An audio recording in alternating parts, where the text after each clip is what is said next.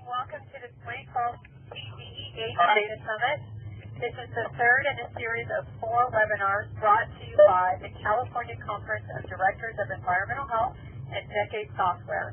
Thank you to Decade for their generous contribution of the webinar tool, providing technical support during the presentation and for the webcam. Director of Environmental Health for Yolo County, and I'm also the chairperson of the CCDEH IT and Data Management Committee. I'll go over some ground rules in just a second to cover continuing education units and to make sure that you have signed on correctly to receive those. Our presentation this morning is from Ricardo, Serrano, Environmental Health Supervisor, and Joyce, Benefield, Senior Environmental Health Specialist from Solano County Department of Resource Management, and they'll be talking to us about the use of PC tools in the field.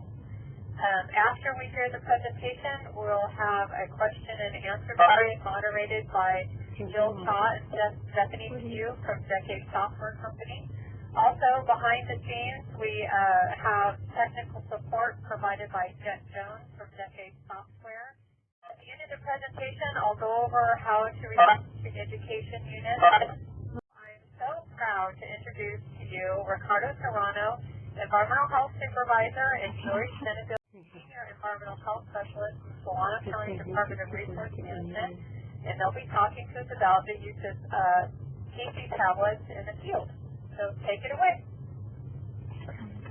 Good morning and hello to everybody. I am Ricardo Solano and this is Joyce Benefield.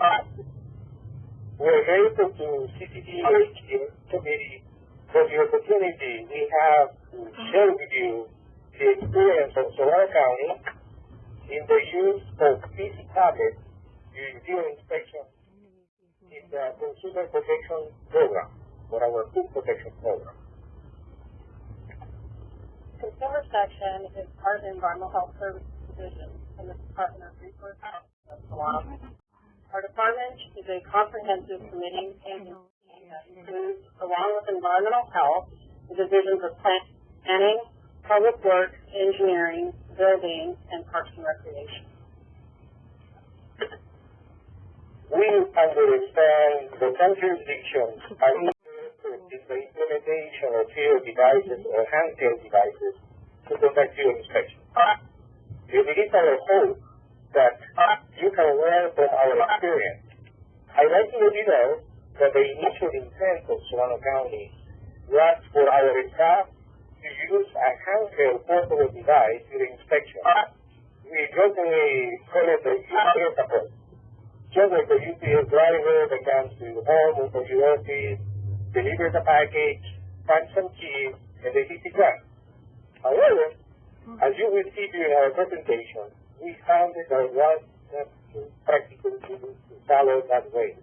And we took an alternate route, using mobile devices that we give us more flexibility, not only sitting down at the end of the inspection with the operator to provide some type of education, but also maximizing the use of a PC tablet to gather and interpret data more effectively.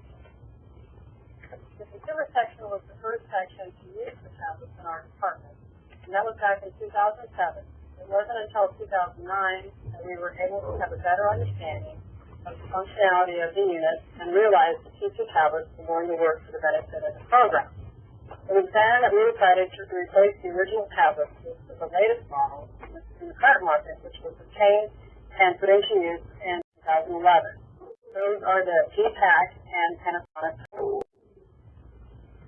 In today's presentation, we're going to highlight the following objectives: the use of PC tablets during field inspection, the process of incorporating PC tablets into a food inspection program, and the considerations and outcomes that can be anticipated. In addition, we anticipate the following educational outcomes for the participants of this webinar. We'd like to present you an oversight and testing of multiple types of PC tablets, some ergonomic considerations of this unit, and how our staff is trained in the proper use of the PC tablet and the equipment as well, and also the pros and cons of using this type of equipment the use of peripherals, for example, a printer, a keyboard, or the pen stylus, and how the transport is set up was either beneficial or non-beneficial in our inspections. Obviously, some aspect of the we encountered in our program now implementing is PC tablet, but also we would like to wrap it up, sharing with you the benefits of data integration in the role of a database in our current organization efforts as a result of the PC tablet.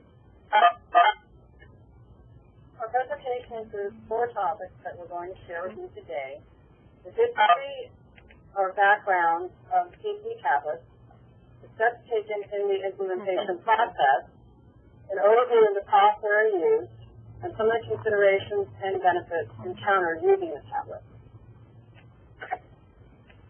A challenging time for our program was the audit conducted by the Solano County gradually near the end of 2004 and the beginning of 2005.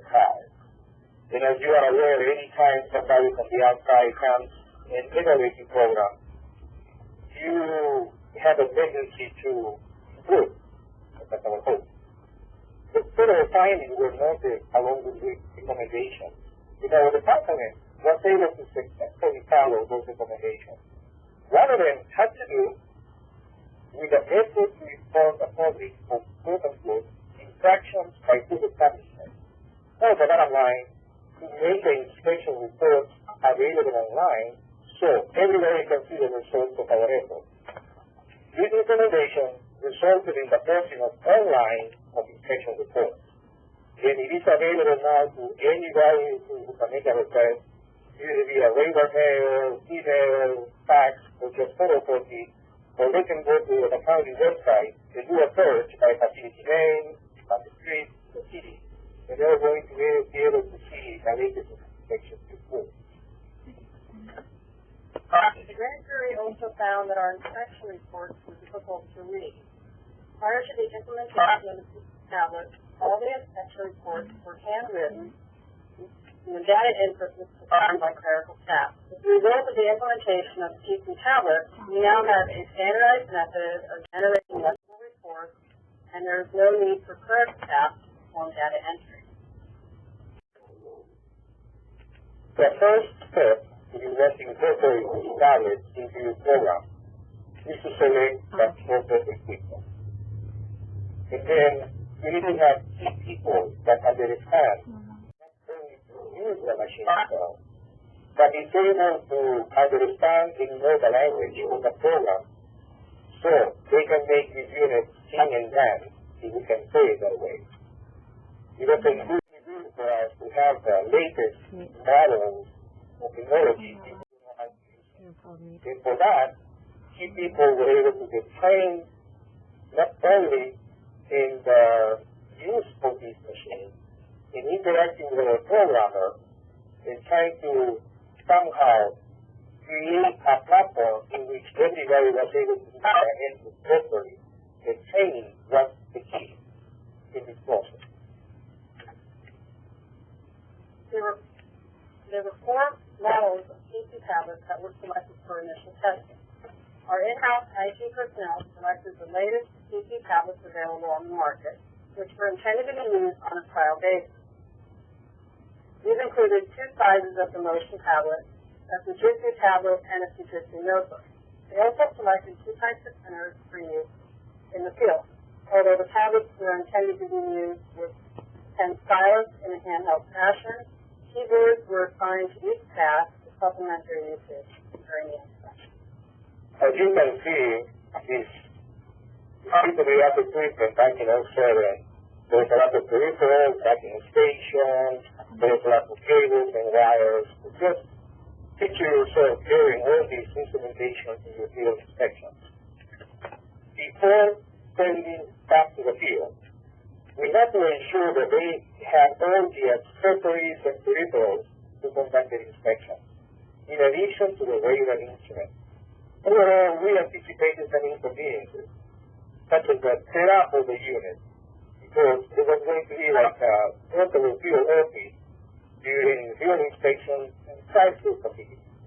So we need to carry more equipment their instrumentation, and how portable these units were and how fragile sometimes they behave. Some of them broke in one of our inspections. We also have to keep in mind that these machines by themselves, since we were not able, we have to clean the report and to see the increase in cost and to clean substitute as well. The two senior staff that were assigned the responsibility to create the inspection database were trained by an in-house IT person and a software programmer. The database for the inspection reports had to conform to the existing software environment. It was based on the state Benefield marking guide and a listing of violation statements borrowed from another county that were refined to conform to California requirements. Approximately 110 violations, also referred to as to lists in the database, were created. In addition, corrective action statements were produced using California language and were linked to each violation statement. Two senior staff members worked full-time for 2 months on this project to generate the entire inspection report database. Here is an example of a violation with a linked corrective action below. I mentioned earlier that training to staff was instrumental in the development of our program. And everything began to the training of 2 key senior staff members who were involved in the creation of our database, which in the language, with the forms, with the methodology that the rest of the staff was going to use to conduct the inspections. It would work very close with our programmer. Can you imagine somebody who knows code, how to sit down with the programmer to interact, to try to match code requirements with our software program? It's also our in-house IT person. She had to come in to provide one-on-one instruction regarding the database usage and the functionality of the tablets themselves.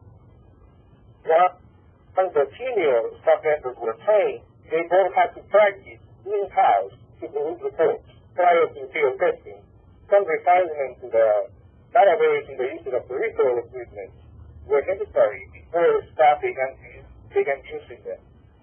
The entire personal staff then received constant training from the 2 key staff, but the rest of the training was done pretty much on an individual basis. Now, our discussion about the tablets themselves will not be complete without the introduction to the database we use to create the report.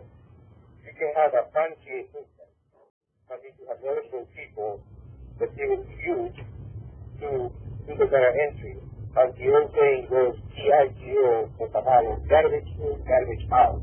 We have to properly train our staff to not only generate new reports, but also how to use our reports efficiently.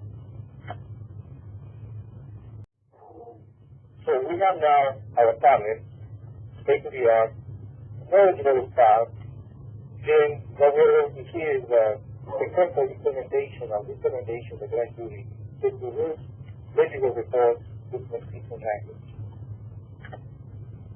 So now we'd like to share with you an insight of the sequence experienced by the inspector in creating the inspection report while in the field. After the staff opens the program, they search for the facility on the screen. The inspector can find the site by entering the facility name or location in the appropriate field highlighted above. Once the facility is selected, a tab with general information on the facility appears. The inspector can then verify information regarding the facility, including the location, risk type, and even the food manager information. Before the inspector can access the inspection checklist, which is where the violations are recorded, they need to enter a routine or re-inspection code under the Services tab. Once this is done, they can access the checklist, which is shown here on the slide. The entire list is comprised of 51 data, although I believe only 15 are shown there. On the left side is the compliance status options, including in, out, not applicable, and not observed. This format is similar to the state model inspection form and the data field marking guide. For instance, if an inspector observes a violation in the hand washing data field, the data field number 5, they would click out, and the inspector would see this screen with a listing of hand washing violation option on the right-hand side. In this example, if the employee did not minimize bare hand contact with ready-to-eat food, the inspector would select violation or chew list 5.8.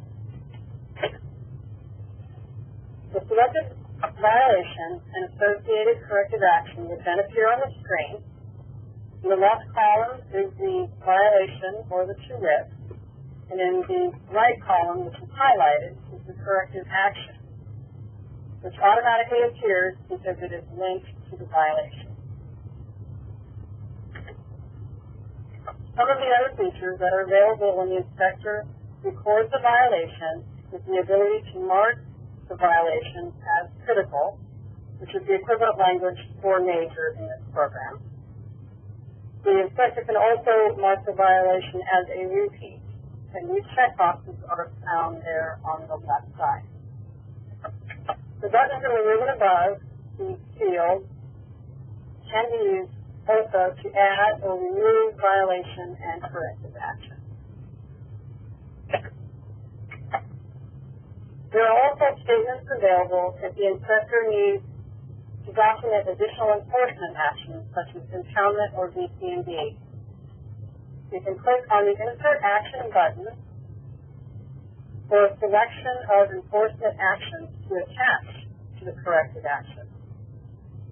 And if they are closing a facility, there is a specific action statement directing the closure and providing all the required household language for due process.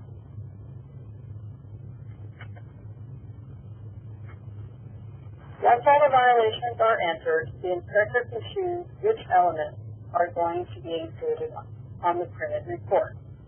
There's options to include an inspection checklist and violation summary page that condense the inspection findings into a simplified format, but we typically do not use these features. And then the entire report can also be previewed before printing. Here is an example of a completed inspection report. Top of the first page automatically displays information about the facility, the inspector name, owner information, type of service provided, and our re-inspection fee policy. Information about the certified food manager and the re-inspection date will also be shown if the inspector completes the review. The inspection report automatically lists the critical violations first, as shown here. It lists in order the code section, the observation, which is also the violation, and the corrective action for each documented violation.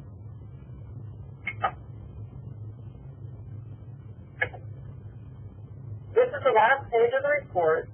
The subheading titled Inspection Observations is where they can make any notes in addition to the violation that the inspector has found during the inspection. At the bottom, there's the signature line. There are signature lines for the inspector and the operator. 2 reports are printed, and both are signed by the operator and the inspector. So it's not exactly a paperless process. And then one of the reports is left with the operator.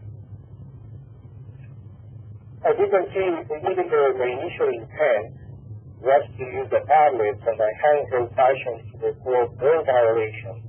By conducting the inspection, as opposed to writing them at the end, as we started implementing its use, we encountered many other features that became issues for field staff. One of them was as you can imagine, having a handheld device on your hand, you have to adjust to the artificial light of an activity. We're going to go outside to check also the natural light that became a big issue for our staff. Another issue was dealing with ergonomics. This handheld unit created the most ergonomic issues for tablets for our staff, especially the small-sized motion tablet. When holding this tablet for 5-10 minutes, staff experienced pain and discomfort in the neck, the back, arms, and wrists. And the issue was eye strain, especially when using smaller tablets. Another area that we found kind of difficult was the battery life. Using the handheld device for the duration of inspection, it will force the staff to keep the unit open, wearing down the battery quickly. If used constantly throughout the day, the battery will only last for 2 or so inspections, depending on the type of inspection. So now we have to carry an extra backup battery, which is heavy in failure. Another issue that we have to pay attention, especially here in Solano County, is if you wear a battery, it is the heat. The tablet sometimes overheated when ambient temperatures would exceed 80 degrees Fahrenheit. This would occur after sitting in the car or being used in a warm kitchen. Can you imagine 100 degree weather on the outside and going to a hot kitchen? And also, the older version on the tablet, if they were used for longer periods of time, inside the bunker gate, it would run hotter than normal, with surface temperatures on the back of the unit 110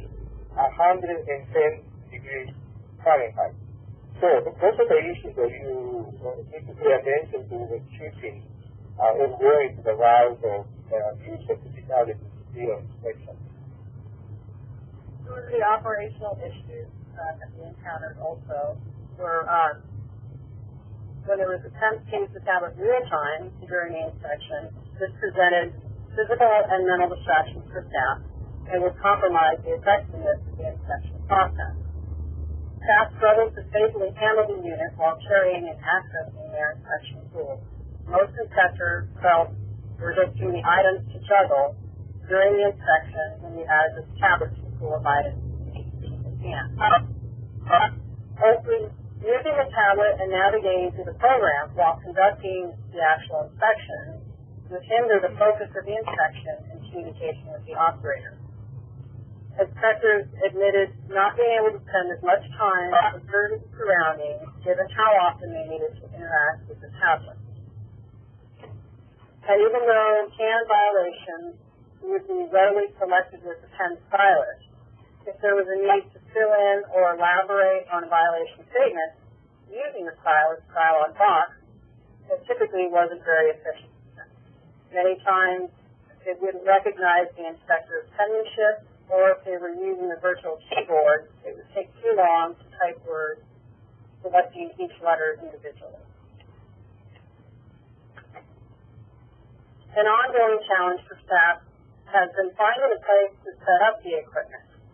In facilities such as liquor stores, convenience stores, and other sites where tables are not present, staff is forced to improvise with the setup of all the equipment. In these instances, they may opt to print the report in their vehicle or just produce a handwritten report instead. Can you imagine sitting up in the field office on top of soda cans and trying to find a place where to put your printer so it will be level enough for the inspection report to be created? So those were the challenges and considerations that we encountered, we are still encountering in our inspections. Now, to ensure successful implementation of a new program that includes new tools and technology that will create change, we will need to seek the feedback of your staff to discover improvements as you go along. The improvements that need to be made on an ongoing basis. Also, you need to respond to their suggestions to minimize those inconveniences. Because anytime you introduce a new technology or a new method to the program, you may encounter some resistance Otherwise, staff may be inclined to stop the use, get discouraged, and revert to the old back ways of writing inspection report by hand. And another way to go along with the program is to monitor. So what we do, we put our seniors, they come right along with the staff to ensure that the equipment is properly used and also that the database is properly used. It does that constantly. In every our staff needs to receive verification and refresher training in regards to the database, which is a core of our consumer protection program. In addition, I want you to pay attention to this. When trying to implement a new program or an activity, we need to be aware of the human element. Just because you have a fancy machine does not mean that you are going to be successful. And what we discover with our other staff was the resistance to change. Staff struggle in the transition from a typical handwritten inspection to the use of a more sophisticated means to conduct inspection in generating the report using this topic. Another element to consider while implementing a new program is to pay attention to the investment of resources and time in the initial training that will take place. Obviously, you have to incorporate outsiders from the program, such as your programmer, your IT person, when trying to learn a new method of conducting inspection. Even a successful program can have some drawbacks. We discovered that the use of a traffic tablet, which contains all the information needed to conduct inspection, can create a dependency on a checklist approach, and the staff is not going to rely too much on the calculator. We conduct ongoing refresher training in calculator to ensure that our staff is fluent and knowledgeable on state requirements. So our message to you is you have to work diligently with your staff, not only to understand the features of this tablet, but also how to extract the right information for the ongoing development of your program. And although we faced many considerations, we also found several benefits of producing electronic reports using the tablets during field inspections. Clearly, there is an improved legibility and appearance in the report. There's also a time saving in generating the report because the code sections and corrective actions are automatically attached to the violation. And staff can also use a copy prior feature to restate previously cited violations. There is also little to no handwriting involved except for when they're taking notes during the inspection and then signing the report at the end. The language used in the report is consistent with both the violation and corrective action statements are built into staff. This standardized language can be helpful to operators as they are provided with the specific code requirements in the complete corrective action statement. Some word processing features are also available to improve the quality and appearance of the report, such as spell check, cut and paste, and font changes. Another convenient feature is that staff is able to access the compliance history of the facility while out in the field. So if staff is assessing whether additional enforcement actions may be necessary, they can view how frequently a violation was previously cited. Also, if there are any questions about the submit and billing status, they can check that as well. And if staff is really feeling ambitious, they can also access forms and handouts on their hard drive to provide additional food safety education to the operator while on site. In addition to these benefits of generating an electronic report, we have the flexibility of managing data effectively. This field model we have, the staff going to the field, conducting their inspections, writing inspection reports by hand, coming back to the office, dealing with clerical, is no longer a man that we have here in Solano County. In the past, we relied too much on clerical staff. Sometimes a typical evaluation was quoted as critical. Even the data was kind of misplaced in the internet. The model that we have now is the clerical staff has been removed from the equation. Staff is using the PC tablet, they go out, they generate a report, they come back here. We have a process called the upload. Joyce is knowledgeable with this particular process. The upload, everybody is connected to the server, and all the information goes directly to where it needs to go. And we go back, open up the database, and as I said earlier, the data management has been simplified by removing critical stuff from the data entry process, which now in the hands of the specialists. They know that after on the field, they know what's being uploaded, and they know what's going on with the facility. And now, we are ready to access and gather specific data, reflecting the number and type of violations cited during the inspections. Obviously, we're talking only about a food protection program. And as a result, we are currently analyzing and reviewing data obtained from the field use of PC tablets as part of our categorization process in the consumer protection program.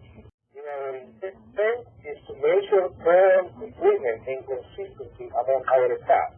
The example we have in front of us shows how useful the information collected can be in assessing the frequency of the staff, citing specific violations, and how they are assigning either critical or non-critical.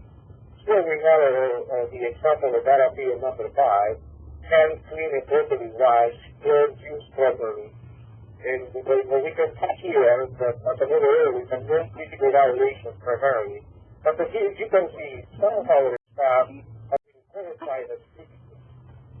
We try to replicate that with ongoing training. And Joyce, our trainer here in Solano County, she's instrumental in setting up this type of training. So, a simple data like this can be generated when you have proficient staff who bring accurate information from the field.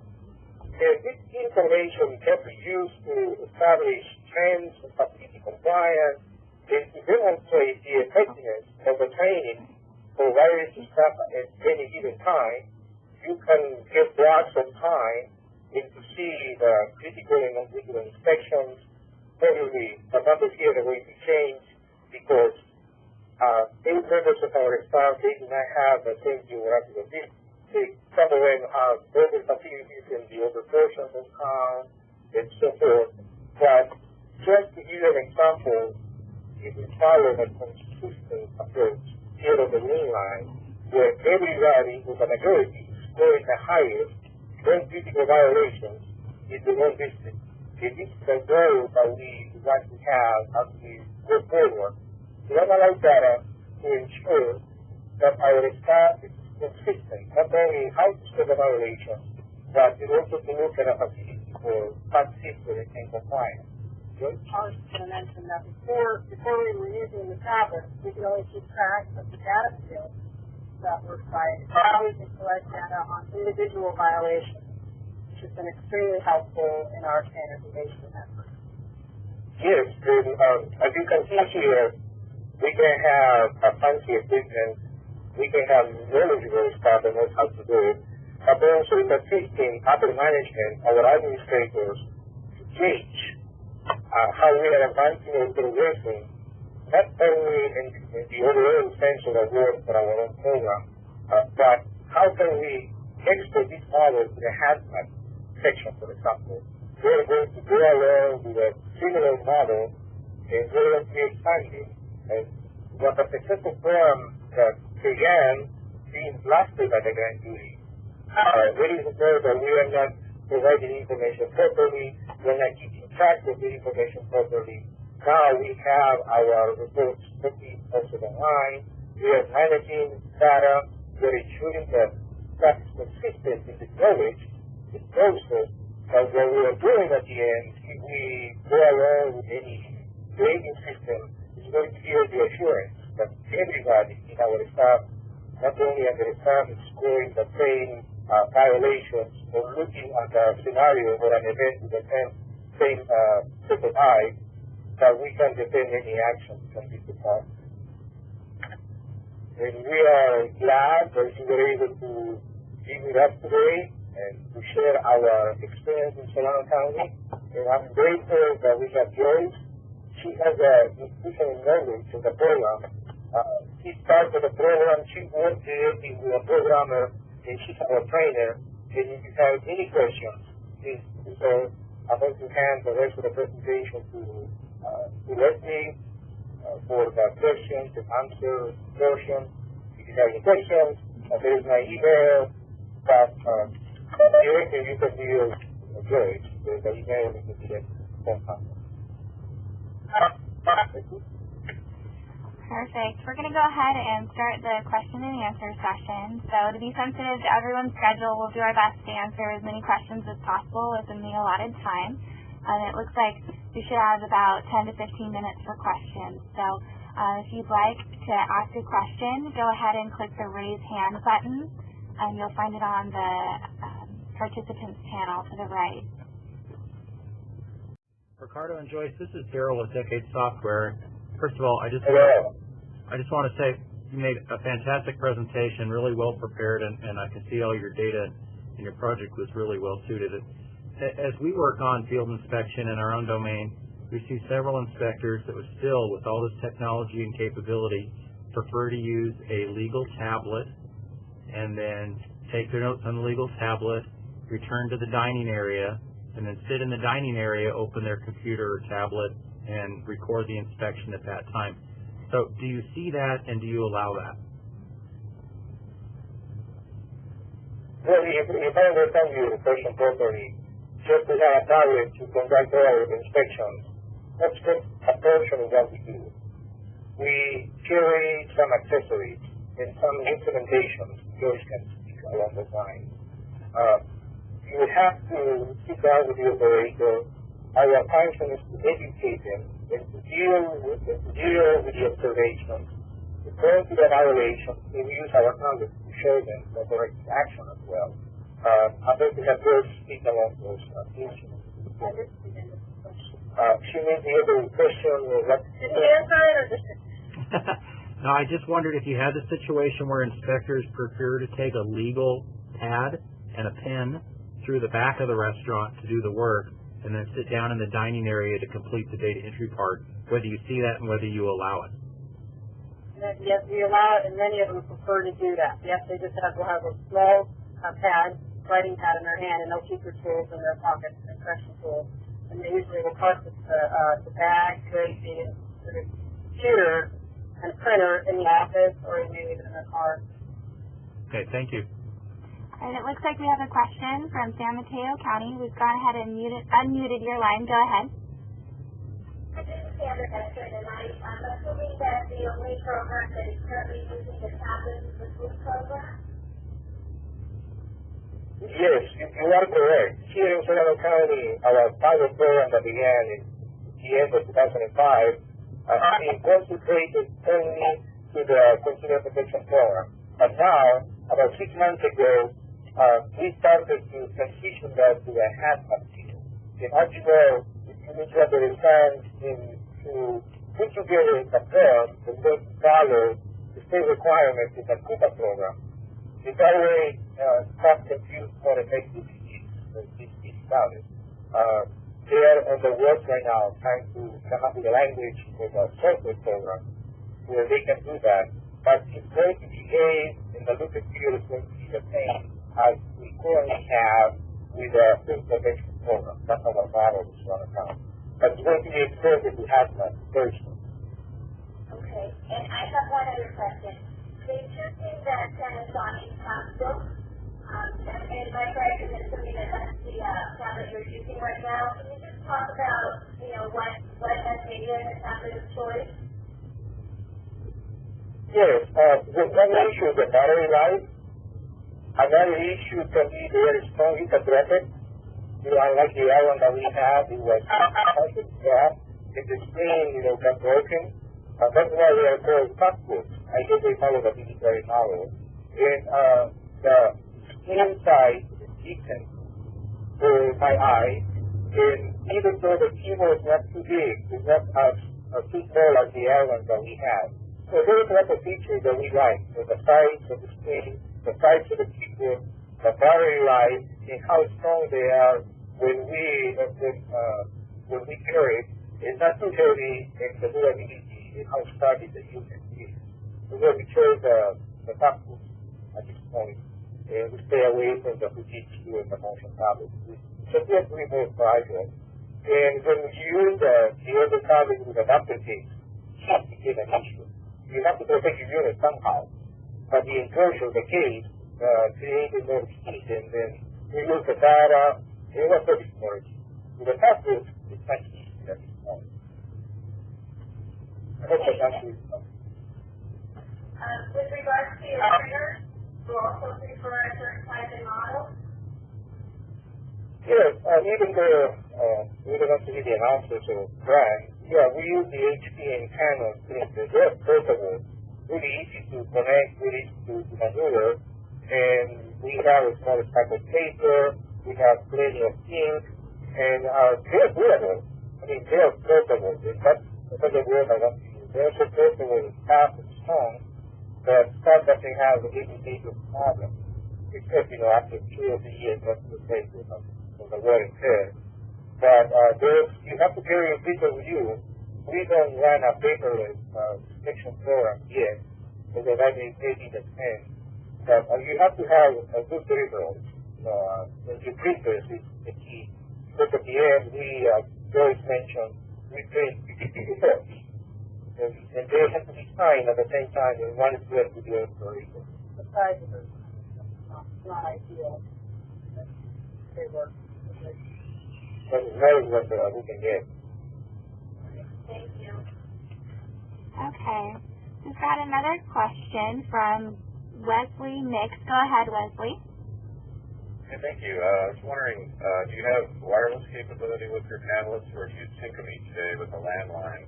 And when you do sync them, does Envision Connect automatically schedule a reinspection if appropriate for the inspector? Well, even though the product itself is not wired to be wireless, so we don't have a capability. When my staff guys, they go out, they do inspection, they come back to the office, they are connected to the network right away, and the app knows in. That's the preferred way that we have. And on a monthly basis, we search for the tablet. So all the data is going to be at the same place at the same time. Because the issue with the tablet in relation to the network, if you come at 4 in the afternoon, you log in, it takes a while for you to upload, somebody else is supposed to come at 4:30. So all the field data is not synced yet until all the network is set up and reset at the same time, and then you can read all the information on that page of the product. Yes? Okay, as far as the reinspection, the staff will enter the date on the report, and then that is downloaded when they come back in from the field, and that will show in the computer that there is a date scheduled for reinspection. Yeah, whether it's 3 times a year, 2 times, or 1 time, there is an inspection report that my staff runs, and everything's done automatically. We have a decent software program that we use to validate our actions, and as Joyce mentioned, with the upload and download, you already know when you have to go back for a reinspection, a routine reinspection, or you can do a follow-up on your initial inspection. Wes, this is Daryl with Decade Software in Fresno, and you mentioned Envision Connect. I just wanted to point out and give Ricardo and Joyce a chance to plug the fact that they're actually using a competing product. So, Ricardo, Joyce, what is the product you're using? We will advise by management not to get any branding, not to mention any names. I can give you a phone number of our director, assistant director. If you can talk to them directly, we can advocate anything, whether marketing or anything. We don't represent anybody. we just use our program for the benefit of our own program, for the enhancement of our own program, and for our staff to improve the knowledge. It is just a tool. We can use any area we want to suit our needs, but we were asked not to take forward anything along those lines. If you can forgive me for that. Oh, that's fine, Ricardo. Well, thank you. Again, we appreciate your project. Do we have another question? Let's see. We've got a question from Roberto Rodriguez. Go ahead, Roberto. Hi, Ricardo. You had mentioned about paperless inspection reports. Have you looked into going that route, and also what have been your obstacles in implementing paperless inspection reports? As you can see, the number one limitation is the connectivity. Our subgroups are not wired yet to be wireless, and our network is not ready yet to support any interaction from the field yet, as far as we know. We can sit down with our IT person and discuss those the capabilities. But what we see here, having a handheld device to do inspection, is just a portion of it. It takes more than that to complete the inspection. And to be honest, I don't know when that's going to happen. And if that's going to happen anytime soon, I couldn't tell you. That's a trend. Electronic reporting data over the internet is the next model that we can follow. And for sure, we're going to keep our eyes open to explore those. But today, what we have is sufficient for our needs, unless there's going to be a mandate, to do electronic reporting over the internet. Great, but you haven't run into any kind of legalities of actually having to provide a written or printed report to the operator at the end of the inspection? No, I believe that even if it is a handwritten report, the operator is signing at the end. So he or she is acknowledging that the violations or the observations are written for that different report. But now it's legible, it's more consistent, the language is clear, we haven't received any complaints, and we don't anticipate any legal issues. The report looks beautiful. I mean, you can read it back and forth, and it's standard, anybody can understand what's going on, the type of the code, looking at the observations, and looking at the violations, what a correct action. And then when I take pride in myself, they sit down and then explain this is the correct action. Everything is good. But legally, I don't anticipate any problems that we haven't faced any obstacles. It's just treated a regular hand inspection report that I've had. Now it's more legible, it's more credible, and it has all the components for the operator to fix any violations. Thank you. I really appreciate Ricardo and Joyce for putting on this presentation. Thank you, Robert. All right, we're going to go ahead and move on to our last question here. We've got a question from Leslie Lindbow. Go ahead, Leslie. Hi. Can you hear me? Yes. Yes, we can. Oh, I just had a question. I heard you say that two environmental health specialists working full-time to develop the database for the tablets, which is a huge resource drain. I was also wondering about what were the resources required from your IT group, how many people, and how long did it take to, I'm assuming it was custom for your program, and maybe not, let me know. And then also for ongoing support, how much support do you need from your information technology group for the continued use of the tablet? You're the instrumental in dealing with the program, and I'm going to be happy to speak along those lines. What was the first question? What was the first part of that, Leslie? Well, I was just acknowledging that you said that it took a couple of months of environmental health specialists, two environmental health specialists working full-time to develop the language consistent with Cal Code and the suggested corrective actions. What was your resource need from IT? how many IT professionals were required and what on a daily basis and for how long? What was that resource? If you have a cost for that, that would be great too. But what was the required need from your IT group? Actually, we spent most of the time with the programmer. Probably he came in for a few days and sat down with us and showed us what we needed to do, and then we would call him if we ran into any, glitches or anything. And so, but for the most part, we rely on just getting that information entered into the database. And then we do have one person in-house. She's always available, so if we had any general questions about computer stuff, she would be there.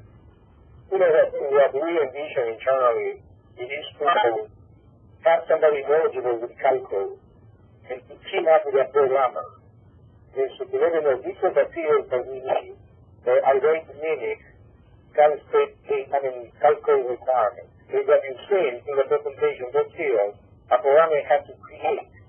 And then those functions have to alert them, okay, this is the violation, this is the tweet, this is the observation, this is the correct action to create those data fields. So that's really time consuming. Trying to make the program or the service program work is going to mimic calculus requirements. We tried to anticipate all of the different scenarios for violations, so we can have a violation in each situation, but also keeping it flexible enough that they can add words and phrases if necessary to expand upon the violation itself. That can be the ideal job for our REHS like advanced technology, with the knowledge to code, how to create fields that are going to give you the output needed to gauge or to measure your program. And I think the marriage was beautiful between our own steps, our own seniors, to the programmer. So they both understand what the outcome, what the output was going to be. And now everybody in our office uses it so beautifully. Everything goes flawless. And the output is a report of eligible, and then we, administrators, use that information from the database to gauge the performance, not only the staff, the performance of the facility, but how our program is created as well. And I can go back anytime after staff started using it in the field, they started realizing we need another QRIT or a violation situation, or this needs to be fixed. So I can go back in anytime and make this adjustment. Right. So the programmer was with the software provider, is that correct? Or was it an account? Okay, all right, thank you. Perfect. It looks like we're out of time for our question and answer session, so I'm going to go ahead and turn it over to you, Leslie, to wrap it up. Okay, thank you. Yes, I just want to mention about continuing education units. For those seeking continuing education units, the information can be found at CCDEH.com. There's a $12 fee for the continuing education unit. You can pay online, or you can have a check written, and there's a form to be filled out that can be found on the CCDEH.com website. Also, in addition to that, we do, for anyone seeking continuing education units, there's an application form. Also found on the CCDEH.com website. You can find the link right on the webpage. And even if you're not seeking continuing education units, please fill the same evaluation form, because we want to hear your feedback about this session, which I think is really great. Ricardo and Joyce, you did a great job, and this is really valuable information. This WebEx was recorded and will be available at CCDEH.com for continuing education units and for general interest. And again, your feedback is valuable. Please go to the CCDEH.com website and fill out the survey found on the data summit page.